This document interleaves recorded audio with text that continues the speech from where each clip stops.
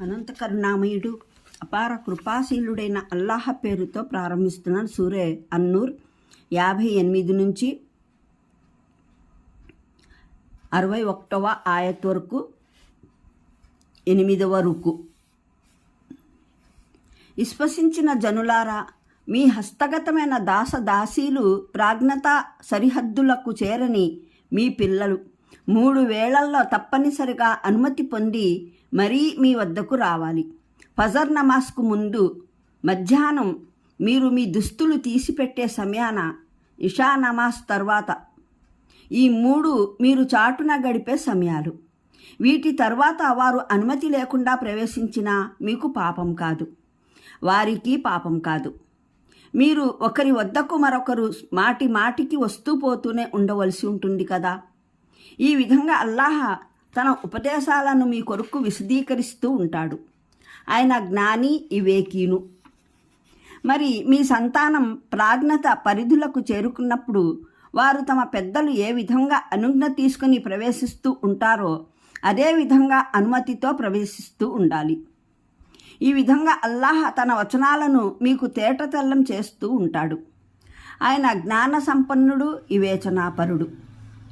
మరే స్త్రీలైతే యవ్వన దశను దాటి కూర్చుండిపోయారో, నికాహ చేసుకుని ప్రత్యాసులు కారో, వారు తమ దుప్పట్లు తీసివేసినా అది వారికి అపరాధం కాదు. ఇంతకు అలంకరణలను ప్రదర్శించేటటువంటి వారు కారాదు. అయినా వారు కూడా క్రీడా విధానాన్ని అవలంబిస్తేనే వారికి మంచిది. అల్లాహ్ అన్నీ వింటాడు, అంతా తెలుసుకుంటాడు. ఒక గుడ్డివాడైనా, కుంటివాడైనా, రోగి అయినా ఎవరి ఇండ్లల్లోనైనా తినవచ్చు. ఇది తప్పు కాదు.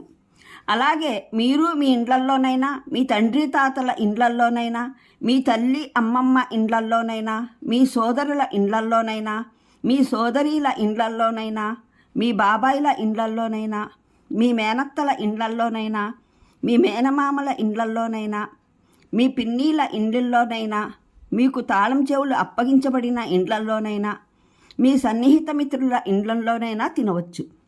ఇలా చెయ్యడము అభ్యంతరం కాదు. మీరంతా కలిసి తిన్నా లేదా వేరువేరుగా తిన్నా అందులోనూ తప్పు లేదు. అయితే ఇండ్లల్లో ప్రవేశించేటప్పుడు మాత్రం తమ వారికి సలాం పలికి మరీ ప్రవేశించండి. ఇది శుభాశిస్సు. అల్లాహ్ నిర్ణయించింది ఎంతో శుభప్రదమైంది, మరెంతో పరిశుద్ధమైంది. ఈ విధంగా అల్లాహ్ మీకు వచనాలను వివరిస్తూ ఉంటాడు. మీరు బుద్ధి వివేకాలతో వ్యవహరిస్తారన్న నమ్మకం ఉంది.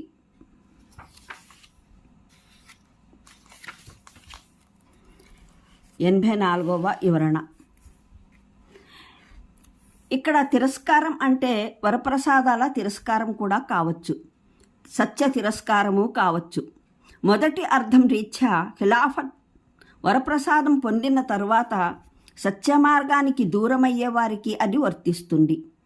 రెండవ అర్థాన్ని బట్టి ఇది మునాఫికులకు వర్తిస్తుంది.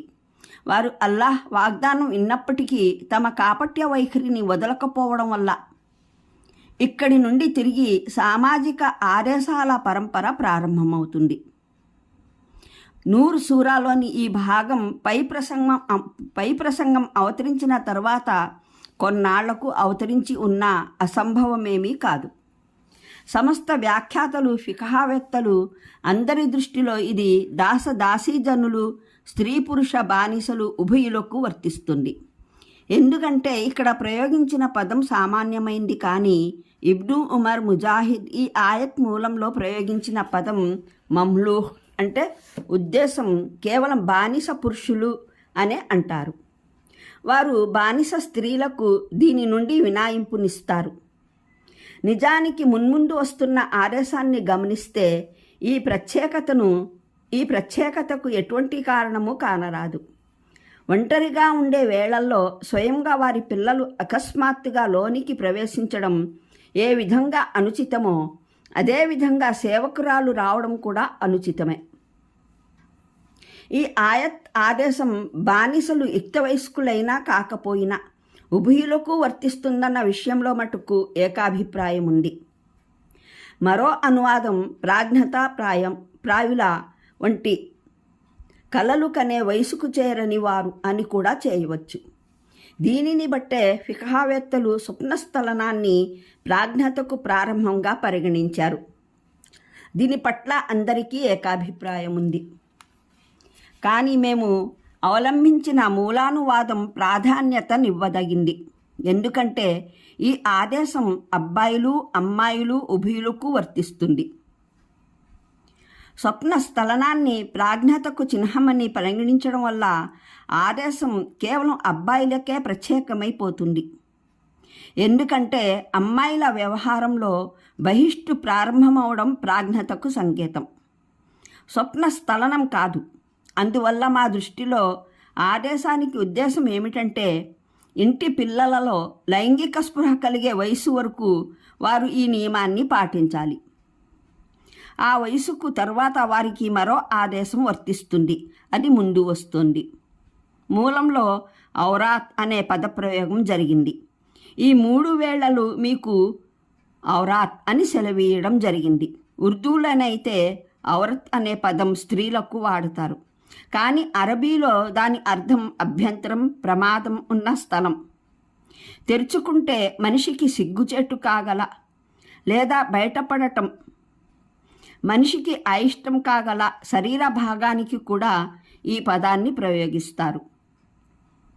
సురక్షితం కాని వస్తువు అనే అర్థంలో కూడా ఈ పదాన్ని ప్రయోగిస్తారు. ఈ అర్థాలన్నీ పరస్పరం సమానమైన ఔచిత్యం కలిగి ఉన్నాయి. ఆయత్ అర్థంలో ఎంతో కొంతవరకు ఇవన్నీ చేరి ఉన్నాయి. భావం ఏమిటంటే ఈ సమయాల్లో మీరు ఒంటరిగా లేదా తమ భార్యలతో ఉంటారు.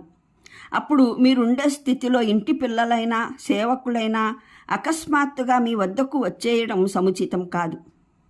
అందువల్ల ఈ 3 సమయాల్లో మీరు ఏకాంతంగా ఉండే చోటికి రాదలిస్తే ముందు అనుమతి తీసుకోవాలని వారికి బోధించి నిర్దేశించి పెట్టండి.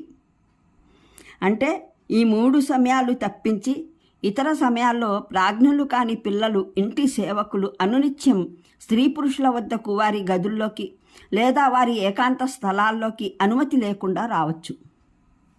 ఈ సందర్భంలో ఒకవేళ మీరు ఏదైనా అనుచితమైన స్థితిలో ఉండగా వారు అనుమతి లేకుండా వచ్చేస్తే వారిని మందలించే ఆగ్రహించే హక్కు మీకు లేదు. ఎందుకంటే అది మీ తెలివి తక్కువతనం. పనిపాటల సమయాల్లో మీరు అలాంటి అనుచితమైన స్థితిలో ఉండటం సరైనది కాదు. ఇంతకు ప్రస్తావిత ఏకాంతపు 3 సమయాల్లో వారు మీ శిక్షణ పొంది కూడా అనుమతి లేకుండా వస్తే వారిదే తప్పు. లేకపోతే మీరు మీ పిల్లలకు, నౌకర్లకు ఈ సంస్కారం నేర్పకపోవడం మీదే తప్పు. ప్రస్తావించిన 3 వేళలు తప్ప ఇతర వేళలన్నింటిలోనూ పిల్లలు, నౌకర్లు అనుమతి లేకుండానే వచ్చిపోయే సాధారణ అనుమతికి ఇది కారణం. దీని ద్వారా ఫిఖహా సూత్రావళిలోని ఈ సూత్రం వెలుగులోకి వస్తుంది. షరియత్ ఆదేశాలు ఔచిత్య విఘ్నతల ఆధారంగా రూపొందుతాయి. ప్రతి ఆదేశం వెనుక ఏదో ఒక సముచిత కారణం తప్పనిసరిగా ఉంటుంది. దాన్ని వివరించినా వివరించకపోయినా సరే.